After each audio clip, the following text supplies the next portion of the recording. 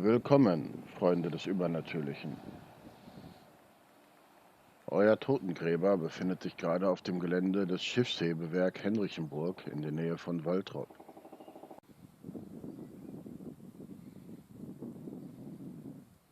Jedoch hat mich nicht das Hebewerk selbst hergeführt, sondern dieses unscheinbare kleine Waldstück auf der anderen Seite des Dortmund-Ems-Kanals, um das sich eine düstere Legende rankt. Die Geschehnisse dieser Legende sollen schon um 1480 erstmals niedergeschrieben worden sein.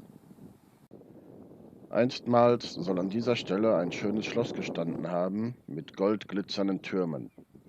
Der Hausherr führte jedoch das, was man als gotteslästerliches Leben bezeichnete. Immer wieder veranstaltete er heftige Saufgelage und sein Personal musste auch an Sonn- und Feiertagen seine niederen Arbeiten verrichten. Er war, wie man so schön sagt, ein Menschenschinder und die Schande der ganzen Nachbarschaft, bis zu jedem schicksalhaften 10. August.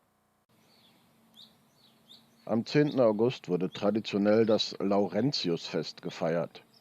Das ganze Volk aus der Umgebung versammelte sich hier an der Laurentiuskapelle zum Gottesdienst und anschließendem Fest auf einem Bauernhof nebenan. Doch unser Schlossherr verbot seinen Leuten, an dem Fest teilzunehmen und schickte sie stattdessen auf die Felder zur Arbeit.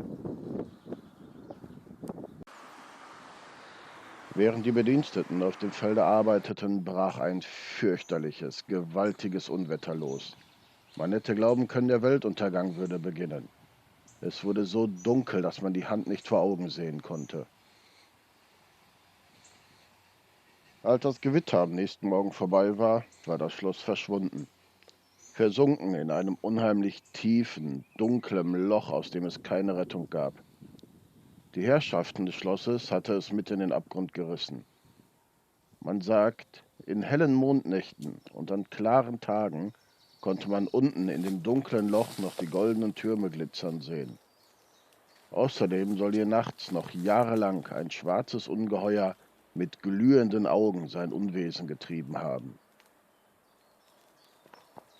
Im Laufe der Zeit ist das Loch verschwunden und dieses kleine Wäldchen über die Stelle gewachsen, an der sich dies alles zugetan haben soll.